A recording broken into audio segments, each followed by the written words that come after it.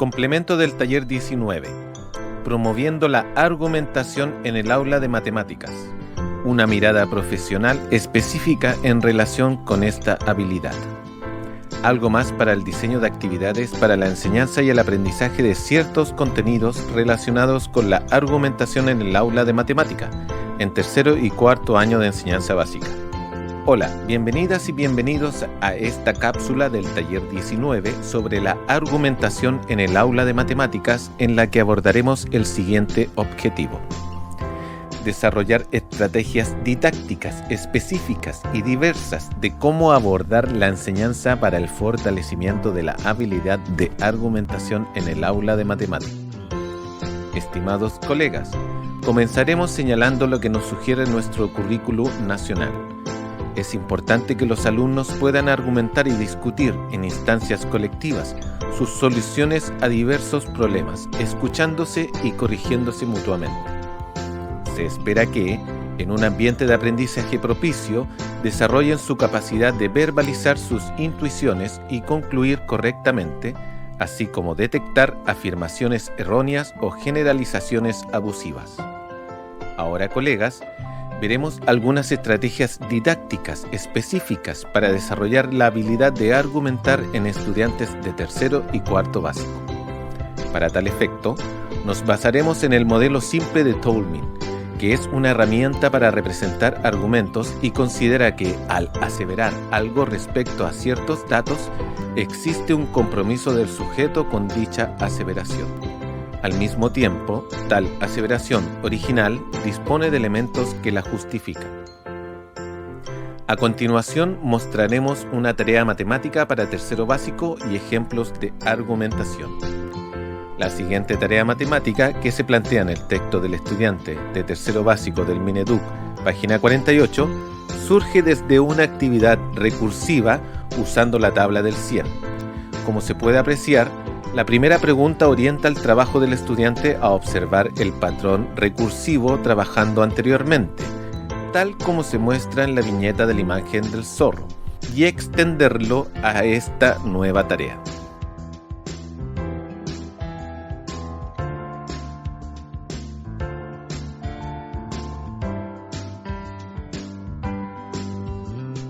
La tarea que proponemos, que hemos modificado de la tarea anterior, permitirá que el estudiante no solo use el patrón recursivo que esta tarea propone, sumar 11 en los casilleros de la diagonal que baja hacia la derecha en la tabla del 100, sino que incorpore otras estrategias de patrones que se describen a continuación, para así fortalecer la habilidad de argumentación.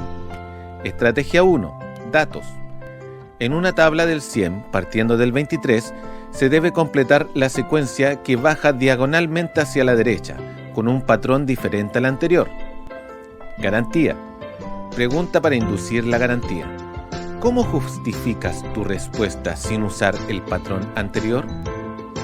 A la derecha del 23 está su sucesor, 24, y el número que está debajo de él, en la misma columna, tiene 10 unidades más, es decir, 34.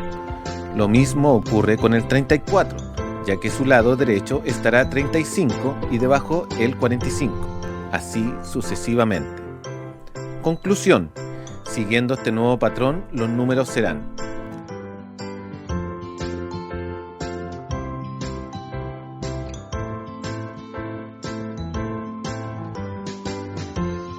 Estrategia 2. Como el nuevo patrón encontrado en la estrategia anterior también es recursivo, la idea ahora es que los estudiantes completen cada casillero de la secuencia partiendo siempre del número 23. Datos. En una tabla del 100 se debe completar cada casillero de la secuencia que baja diagonalmente a la derecha, con un patrón no recursivo que parta siempre del 23. Garantía. Pregunta para inducir la garantía. ¿Cómo justificas tu respuesta sin usar el patrón anterior? En la tabla del 100, los números que se ubican en los casilleros aumentan de 1 en 1 hacia la derecha en una fila, mientras que en una columna aumenta de 10 en 10 hacia abajo. Es decir, hacia la derecha en una unidad y hacia abajo en una decena.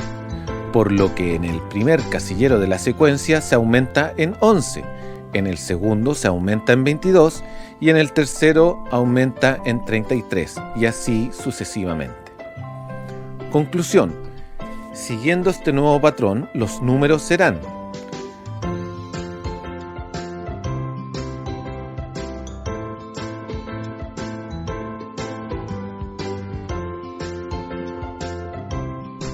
Ahora mostraremos una tarea matemática para cuarto básico. En el texto del estudiante de cuarto básico del Mineduc, página 98, aparece la siguiente tarea matemática que corresponde a la medida de los ángulos de las dos escuadras geométricas estandarizadas que existen. A partir de esta tarea, los estudiantes de manera experimental determinan que a. La escuadra cuyos ángulos agudos miden lo mismo, 45 grados, la medida de dos de sus lados que forman el ángulo recto es la misma. B. En la otra escuadra en que la medida de uno de los ángulos agudos, 30 grados, es igual a la mitad de la medida del otro ángulo agudo, 60 grados, ocurre que la medida de su lado menor es igual a la medida de su lado mayor. Esta propiedad será abordada por los estudiantes en cursos superiores. Con base en esta tarea, los estudiantes podrán usar una estrategia distinta, sin hacer uso del transportador, para resolver otra tarea matemática de la página 102 del mismo texto del estudiante y que estarán en condiciones de argumentar. Datos. Ángulos rectos de una escuadra miden 90 grados. Garantía. Si junto los ángulos rectos de dos escuadras, entonces la medida del ángulo será igual a dos rectos, es decir, 180 grados. Y si los ángulos rectos de cuatro escuadras, entonces la medida será de 360 grados. Conclusión. A. La medida de este ángulo es 180 grados, ángulo extendido. B. La medida de este ángulo es 360 grados, ángulo completo. Ahora, con base en las dos tareas matemáticas anteriores, los estudiantes podrán determinar la medida de los ángulos que se propone en la siguiente tarea matemática, que se encuentra a continuación en el mismo texto del estudiante, usando como argumentación las medidas de los ángulos de las escuadras ya conocidas. Datos. El ángulo alfa forma un ángulo extendido con el ángulo que forman las dos escuadras.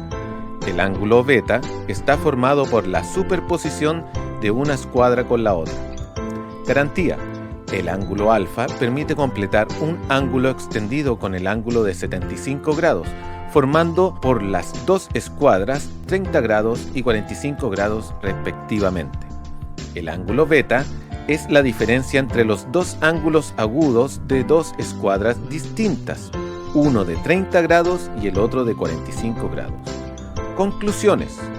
El ángulo alfa mide 105 grados porque con los 75 grados hacen 180 grados. El ángulo beta mide 15 grados, que es la diferencia entre 45 grados y 30 grados.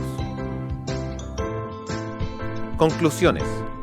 Como docentes, para promover el desarrollo de la habilidad de argumentar en la clase de matemática, se debe procurar considerar la argumentación como una habilidad transversal en la asignatura de matemática, tal como se plantea en nuestro currículo escolar. Incentivar a los estudiantes a que puedan reflexionar, argumentar y participar en un ambiente de clase sin restricciones, con el fin de que ellos interactúen entre sí y con el profesor. Generar instancias donde los estudiantes puedan detectar afirmaciones erróneas, hacer conjeturas y verbalizarlas, para llegar a establecer conclusiones correctas. Generar instancias de significados comunes para promover la comprensión de los objetos matemáticos involucrados en las tareas. Desarrollar una dinámica de la clase de tal modo que los estudiantes tengan la posibilidad de replantearse sus argumentaciones y contraargumentaciones.